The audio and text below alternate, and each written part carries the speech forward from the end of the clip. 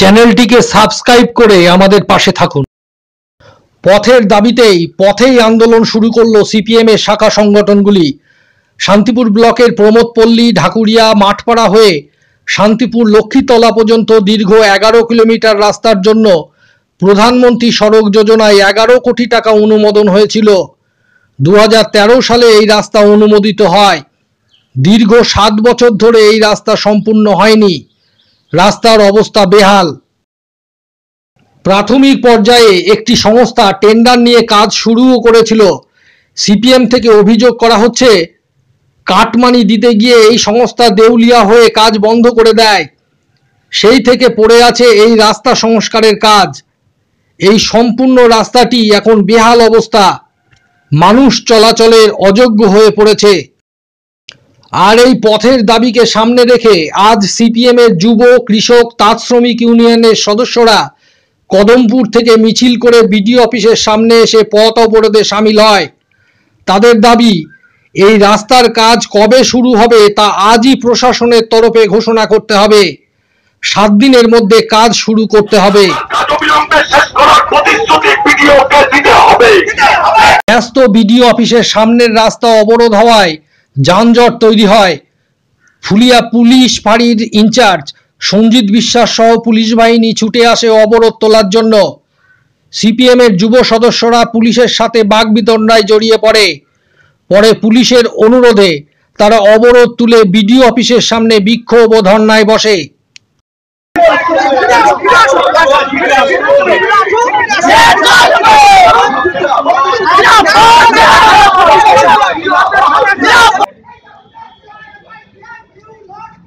পরে শান্তিপুর বিডিও সুমন দেবনাথের সাথে বিক্ষোভকারীদের প্রতিনিধি আলোচনায় বসে। জানা যায়, আগামী 7 দিনের মধ্যে এই রাস্তা নিয়ে রিটেন্ডার করে নতুন কোনো এজেন্সিকে দেওয়া হবে। পরের 7 দিনের মধ্যে ওয়ার্ক অর্ডার বের করে কাজ শুরু করা হবে। এ বিষয়ে সবিস্তারে জানালেন সিটু নেতা অনুপ ঘোষ। কর্মসূচি হচ্ছে আমাদের শান্তিপুর ব্লকের 11 কিলোমিটার রাস্তা, দীর্ঘ পথ, ঢাকুরিয়া প্রমোদপল্লী থেকে আমাদের শান্তিপুর ব্লকের শেষ প্রান্ত, একদিকে পূব দিকে আর একদিকে পশ্চিম দিকে আমাদের শান্তিপুর শহরের সঙ্গে শান্তিপুর লক্ষ্মীতলা পাড়া, এই কানেক্টিভিটি রোড 11 কিলোমিটার, মাঠপাড়া এবং কদমপুরের মধ্য দিয়ে এই রাস্তা প্রধানমন্ত্রী সড়ক যোজনার কাজ, তার টেন্ডার অনুমোদন হয়েছিল 2013 সালে। 11 কোটি টাকা এর জন্য অনুমোদিত হয়েছিল। সেই রাস্তার কাজ প্রাথমিকভাবে শুরু হওয়া সত্ত্বেও সেই কাজ বন্ধ হয়ে আছে দীর্ঘ 7 বছর ধরে। আমরা তার দাবিতে যেই রাস্তার কাজ দ্রুত সম্পন্ন করতে হবে, কেন এই কাজ হচ্ছে না, কেন সেই কাজ বন্ধ হয়ে আছে, সেই টাকা কোথায় গেল, এই দাবিতে আমাদের আন্দোলন ছিল। আমরা দীর্ঘ 1.5 কিলোমিটার কদমপুর থেকে শুরু করেছি আমরা পদযাত্রা।